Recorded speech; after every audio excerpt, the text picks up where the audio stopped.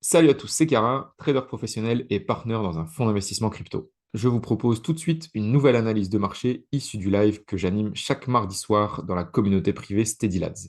La suite de ce live analyse des positions prises sur un portefeuille de 100 000 dollars. Suite à cela, nous échangeons en direct avec les membres. Si vous voulez nous rejoindre, le lien est en description. Allez, c'est parti.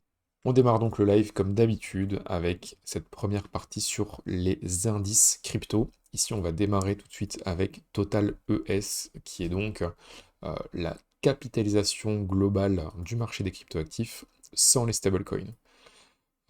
Peut-être qu'actuellement, vous avez des soucis pour analyser le marché vous semble pas clair. Effectivement, le marché est assez compliqué ces derniers temps, il est très piégeur. On s'en rend compte ici, hein. Depuis le début 2026, on a eu pas mal de faux signaux, encore très récemment ces derniers jours, donc on va plonger directement dans le vif du sujet, on va analyser ça ensemble, voir aussi qu'il y a certaines coins, certains patterns, certains charts qui sont quand même intéressants, même si globalement on a des signaux qui sont assez mixtes.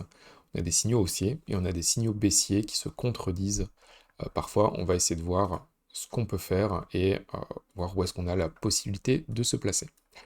Comme je vous le disais, Total ES, donc on est sur le crypto market cap global sans les stablecoins, parce que les stablecoins commencent à prendre une place de plus en plus importante dans l'écosystème crypto, et c'est tout simplement du capital sur lequel on ne peut pas parier à la hausse ou à la baisse, étant donné que c'est censé être PEG, donc être l'équivalent d'1 dollar quand ce sont des stablecoins dollars, hein, USDT, USDC par exemple. J'ai entendu que Tether d'ailleurs allait lancer un nouveau stablecoin qui serait en accord avec les règles aux États-Unis, etc.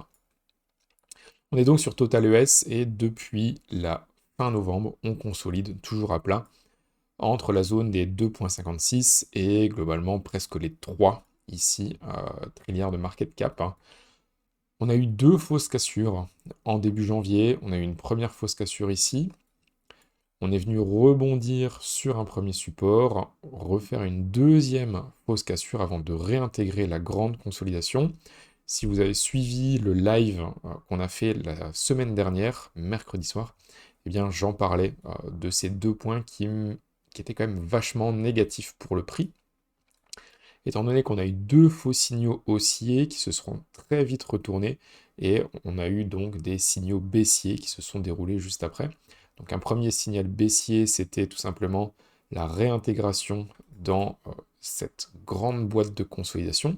Je vais me mettre sur Bitcoin parce que ça se voit encore mieux.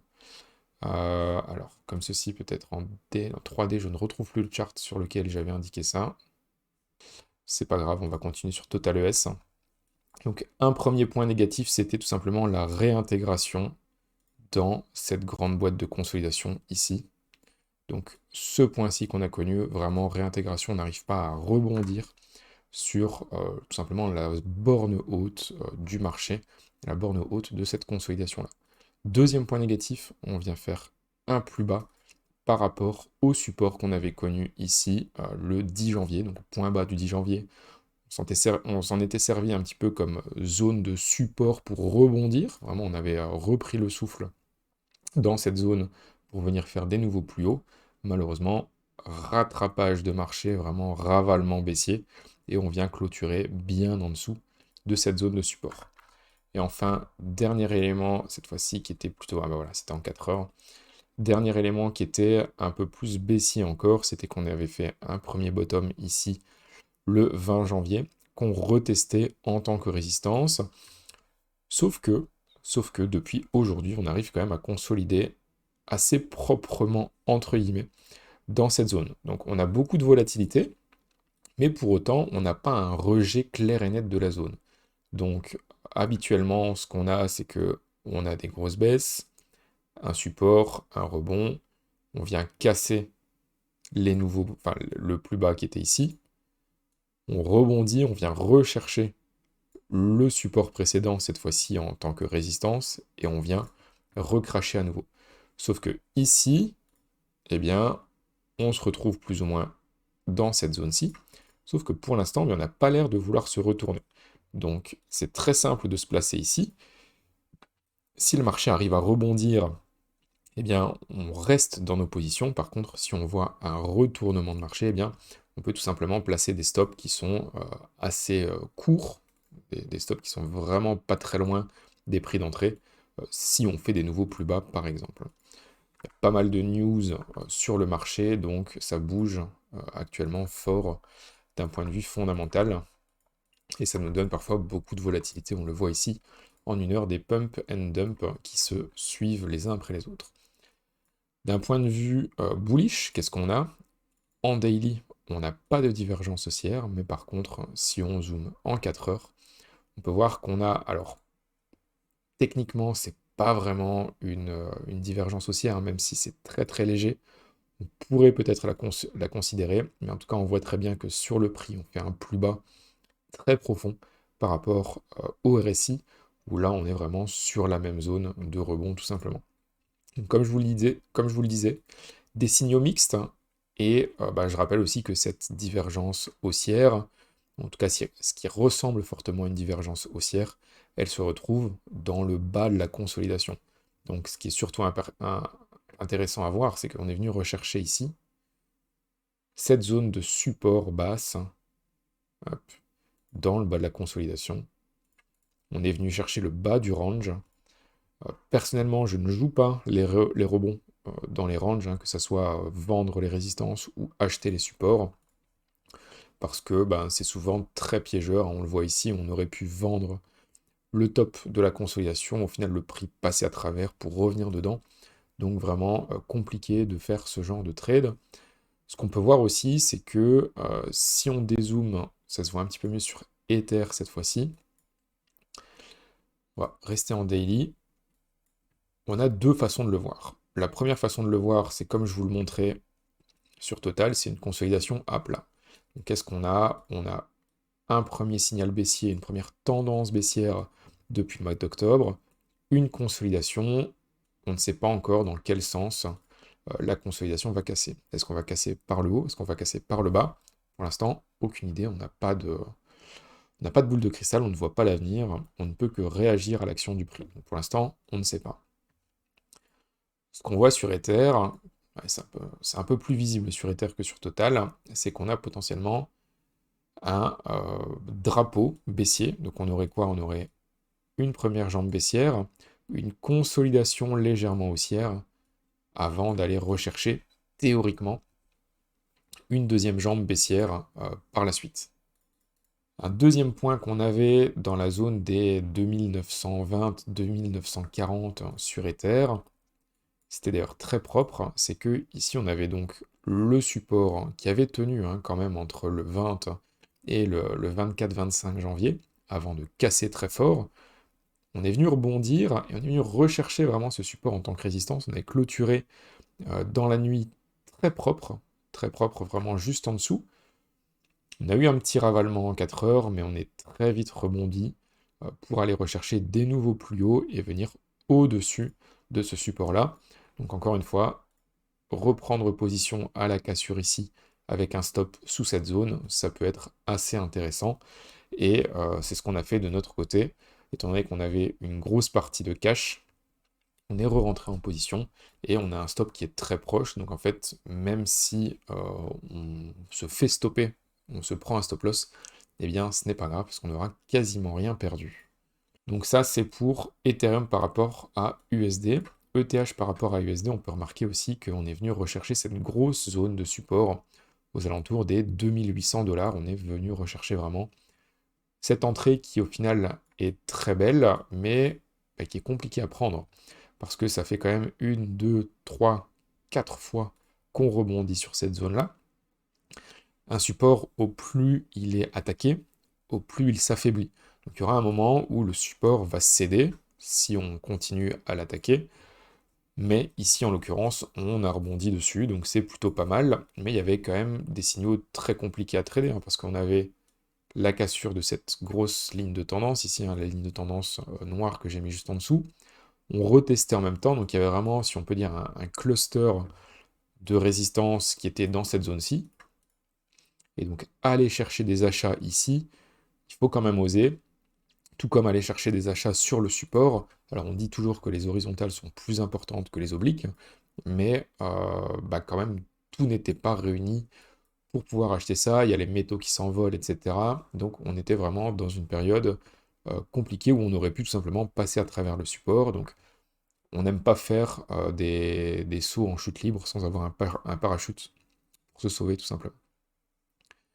Si on regarde ETH par rapport à Bitcoin, eh bien là encore une fois, pareil, hein, on a rebondi sur le support qui tient depuis le début novembre. On se souvient, hein, Ethereum, il est dans une très très belle phase de consolidation par rapport à Bitcoin, après le run qu'il a connu depuis le début mai. Ici, on est vraiment dans une grosse consolidation à plat, hop, comme ceci. Si on vient casser cette zone haute ici du range, eh bien l'allée simple vers les 0,046 sera assez rapide à mon avis. A l'inverse, hein, j'aimerais pas qu'on vienne casser cette consolidation et ce support par le bas, parce que ça pourrait nous emmener beaucoup plus bas, et nous on préfère quand même quand Ethereum pump, hein, parce que ça veut dire qu'il y a un peu d'appétit pour le risque sur le marché. Et ça veut dire aussi que ça peut profiter potentiellement aux altcoins. Et ça, on aime bien quand il y a des périodes qui sont plutôt typées alt season. Si on regarde au niveau des alts, alt par rapport à USD, c'est pas propre, hein. On a eu ces fausses cassures. Par contre, le double top, lui, était propre, hein. Cassure ici, et directement, on est venu s'effondrer. Donc ça, c'était très clean, il n'y a aucun problème avec ça. Au niveau, par contre, de total 3 ES-BTC. Donc pour rappel, Total 3 ES-BTC, c'est quoi? C'est Total 3. Donc Total 3, c'est l'ensemble des cryptoactifs, sauf Bitcoin, sauf Ethereum. ES, c'est pour excluding stablecoin, donc on enlève les stablecoins de l'équation. Et le BTC à la fin, c'est pour dire que tout ça est coté contre le BTC et non pas contre l'USD. Donc en réalité, ce graphique, qu'est-ce que ça représente? Ça représente la force des alts par rapport au Bitcoin. Ce qu'on peut remarquer, c'est que, je vous l'ai déjà dit plusieurs fois, mais depuis 2021, grosso modo, c'est une tendance baissière, tout simplement, sur les alts. Il n'y a pas de débat, on est en tendance baissière sur les alts depuis 2021. Ça se voit sur le graphique. Tout simplement, ça commence en haut à gauche et ça termine en bas à droite. Maintenant, si on zoome un peu plus, on a donc eu une très belle reprise des alts depuis le mois de juin. Globalement, sur l'été, on a eu une belle poussée des alts. Si on regarde depuis 2021, c'est quasiment insignifiant. On a juste eu un petit rebond, mais c'est rien du tout par rapport à la folie qu'on a eue en 2021, et encore pire par rapport à ce qu'on a eu en 2016-2017. Mais on a des éléments qui sont intéressants. Donc ce qu'on peut voir ici, c'est qu'en 3D, on semble acter un bottom ici. Alors, je m'emballe peut-être un peu trop vite, mais en tout cas, ce qu'on observe, c'est que ça a l'air d'avoir envie de se retourner. Si on se met en daily, est-ce qu'on a de la divergence? Non, pas de divergence haussière, mais on vient faire un plus haut par rapport à ce point-ci. Donc c'est encourageant. Maintenant, pour vraiment valider le fait que oui, il y a quand même de fortes chances pour que les altes s'envolent parce que on est occupé d'acter un retournement, eh bien, il faudra qu'on aille faire des nouveaux plus hauts. Parce qu'un retournement de la tendance, c'est quoi? C'est réussir à aller faire des nouveaux plus hauts par rapport au plus haut précédent, et surtout de faire des plus bas qui sont toujours plus hauts en s'enchaînant. Ici, on a la première étape. On a potentiellement un point bas qui est plus haut que le précédent. Mais on n'a pas encore de plus haut qui a été fait. Si on regarde depuis juin, eh bien tous les plus hauts sont plus bas les uns que les autres. Donc ça, c'est de la tendance baissière. Sur les points bas, eh bien globalement, ils sont toujours plus bas les uns que les autres également. Encore une fois, tendance baissière. Par contre, si on arrive à avoir un prix qui se débrouille pour faire quelque chose comme ça, et comme ça, et bien là alors, on aurait un plus haut que le précédent, un plus haut que le précédent, le tout en allant attaquer la grosse ligne de tendance qui date depuis 2021, 2022, et bien ça, ce serait vraiment super intéressant. Encore une fois, patience, il ne faut pas se précipiter, parce que on pourrait très bien repartir en bear market sur les alts, hein, comme on l'a connu ici, comme on l'a connu depuis début septembre. Donc on observe, on voit ce qu'il y a lieu de faire, mais on ne prend pas des décisions hâtives. On attend que les setups trigger pour pouvoir rentrer dessus. Au niveau des alts, sauf le top 10 par rapport à top 125, et bien là, on est occupé de rebondir aussi sur la consolidation précédente. On ne fait pas encore de nouveau plus haut, on n'est pas occupé de casser encore la résistance non plus. On consolide tranquillement sans vraiment gros pump sur ce marché-là. Donc pour l'instant, pareil, on attend d'observer, on place des alertes s'il faut, mais pas encore de précipitation sur les alts. C'est pas le moment où il faut aller acheter 15 15 altcoins différents et se positionner pour une alt season. On n'en est pas du tout encore là. On est passé sur Bitcoin, on est passé sur Ethereum, donc Bitcoin est un peu repassé dessus en vitesse, mais grosso modo, c'est compliqué. Alors on a eu de la divergence haussière en 4 heures, comme sur Total. On est venu rechercher le support, mais on n'a pas encore de retournement qui est acté sur BTC USD tout simplement. ETH-USD semble plus fort et ça se traduit bien sur ETH-BTC ici avec un nouveau plus haut de ETH par rapport à Bitcoin. Au niveau de Solana, il est occupé de retester le low du 20 janvier, donc la résistance que Ethereum a déjà cassée pour l'instant. Solana n'en est qu'au retest. Donc Ether est actuellement occupé d'avoir un petit peu plus de force que Solana. Sol BTC, pas grand chose à dire non plus, on est encore toujours globalement dans une tendance baissière. Et Sol ETH, eh bien, pas de retournement non plus. On se souvient ici qu'on avait eu une première poussée de Sol par rapport à ETH, mais finalement avorté avec cette divergence baissière. On est venu rechercher le support historique ici du mois d'août, de cet été.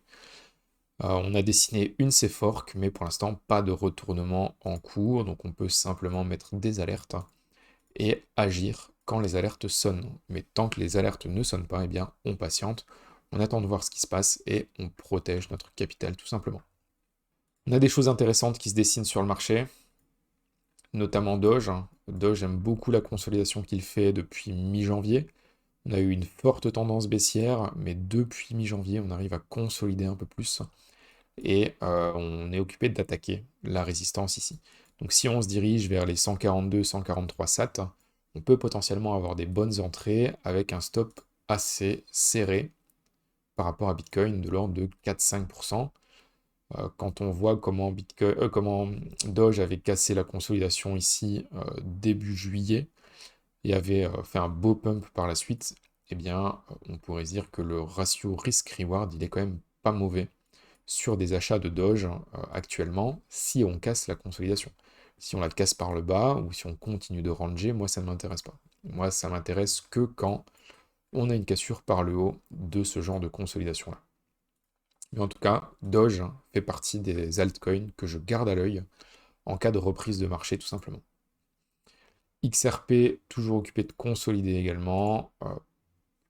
Par rapport ici à USD, on peut voir que il a cassé déjà sa résistance et il semble retransformer cette zone en tant que support. Donc on est plutôt sur une sorte de oups ici où on est passé à travers avant de reclaim vraiment cette zone-là. On n'a pas encore de reprise haussière. Moi j'aimerais voir une cassure de ce point haut ici pour acter vraiment une reprise haussière. Pour l'instant on n'en a pas encore, mais si on en a une, eh bien ça pourrait nous donner une entrée qui serait pas mauvaise avec un stop encore une fois assez serré en dessous de cette zone-là. Qu'est-ce qu'on a d'autre d'intéressant sur le marché? Donc on disait Doge, XRP, Tao, bof, pas trop, pas trop pour l'instant. On est toujours par contre ici en dessous de la résistance. On ne l'a pas encore cassé. On a toujours CHZ qui se reprend pas mal depuis la cassure des 40 Satoshi. On est déjà à 64. On a XMR Monero qui lui se reprend bien également. Après je repasserai sur Hype aussi. Donc Monero consolide, hop, ici tranquillement, dans ce qu'on pourrait appeler un biseau descendant, une contraction de la volatilité, tout en descendant et en allant rechercher la zone de support avec pas de divergence haussière en 4 heures, ni en 8, ni en daily tout simplement. Si on dézoome au max, qu'on se met en weekly, eh bien on se rappelle, on vient retester actuellement la zone de breakout qu'on a connue entre les 450 et les 500 $. Donc voilà, ici, si vous vous sentez l'âme d'un aventurier pour aller sur XMR, hein, qui n'est pas disponible partout, hein, il y a pas mal d'endroits où il n'est plus disponible, ou alors disponible simplement sur des contrats futures, eh bien ça semble pas mal. On a eu beaucoup de volume, une grosse baisse de volume ici. On a une cassure de la ligne de tendance, mais pour autant on n'a pas de reprise forte qui se fait, donc assez mitigé actuellement sur Monero. Je vous avais promis hype. Hype actuellement, on est en plein sur la zone de résistance. On se souvient ici, support, résistance, et actuellement on semble la casser. Donc ça, je l'avais partagé dans la revue hebdomadaire sur SteadyLads, hein. On en était à peine aux 22 dollars quand je le partageais. Et actuellement, on est donc à presque 30% plus haut. On est occupé de casser la résistance. Après, je ne conseille vraiment pas de rentrer sur des grosses cassures comme ça, parce que c'est quand même fortement risqué, étant donné que bah, pour placer un stop, ça va être compliqué de poser un stop très serré.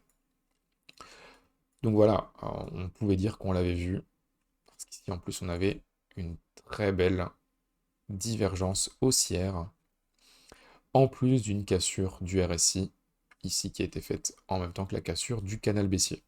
Voilà, partagé en live sur SteadyLads. On me souffle à l'oreille également TRX qui est intéressant. Euh, Moi, ça m'intéresse pas trop pour l'instant. Par contre, un que j'aime bien, c'est BNB. BNB BTC qui casse actuellement une très belle consolidation. Si on regarde depuis début novembre, on consolide assez à plat BNB par rapport à BTC. Aujourd'hui, cassure de ce range-là, donc ça peut être intéressant si on a du Bitcoin d'aller se placer plutôt sur BNB, étant donné que BNB semble être plus fort que Bitcoin ces dernières heures, ces derniers jours, avec des stops d'invalidation qui sont très proches également. Donc le risk-reward pour une reprise de la tendance haussière, hein, on a une première tendance haussière qui est ici, une consolidation et un breakout pour potentiellement repartir en tendance haussière. Ça semble assez intéressant. Voilà, un biais un peu moins bearish que la semaine dernière. Attendons de voir ce que le marché peut nous présenter, mais en tout cas, voilà, vous avez une première petite liste d'actifs qui sont assez intéressants à tenir à l'œil. Placez vos alertes, placez vos ordres, et quand le marché trigger, passez à l'action. On va s'arrêter là pour aujourd'hui. Pour aller plus loin, vous pouvez suivre en direct l'évolution de mon portefeuille et le raisonnement qui l'accompagne au sein de la communauté SteadyLads. On se dit à mardi prochain sur YouTube ou dès maintenant via le lien en description.